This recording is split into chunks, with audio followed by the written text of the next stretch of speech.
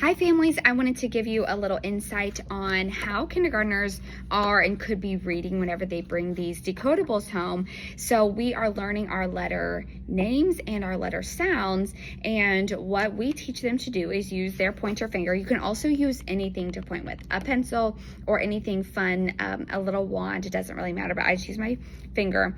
And we start with, so it says I sit, I tap, but how a kindergartner would read it who's just learning is sounding out each letter individually and then blending it.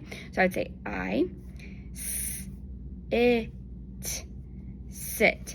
So I would teach them to say the sound of S, the sound of I, the sound of T, and then move their finger back and blend it together. Sit, sit. So I sit, I, tap.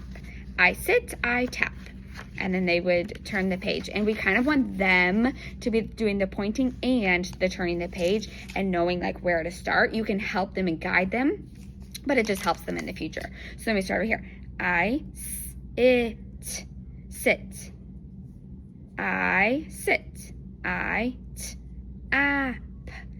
tap. I tap. And then they would move to the next page. I'll just read it just because. I, it, sit, and. So, and is one of our heart words. So they can say and they can sound that out, but just in general, some words and the, said, is that we're going to be getting into, they can't really use their letter sounds because it's in irregular format. So those are ones that you just kind of have to memorize with your heart.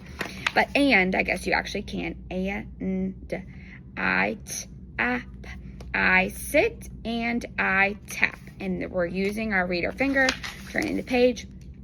I tap, and I sit.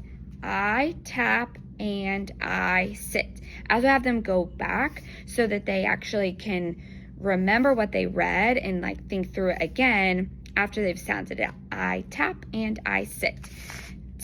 Tim, and I sit. So let me backtrack and see what I actually read. Tim and I sit. Tim and I tap. Tim and I tap. And you can even, if you want to, look back in the picture and see, okay, well, who is Tim? Tim and I are sitting. You know, you could say, point to the kids that are sitting. This is what I would do in the classroom. Tim and I tap. Who's tapping? And so like that. So definitely be proud of your students as they're reading, help them, but let them do the work. And this is all just, it's new to the kids. It's new to us. It's a new way. So that's a little insight on how we're reading decodables and how you can help your kiddo in kindergarten and how they can learn how to sound out each letter so they know these letters, or they should. There's no letter sounds that are in these decodables that we haven't learned so far in the classroom for at least 2 days. It, we've done S, we've done I, we've done T, and so on like that.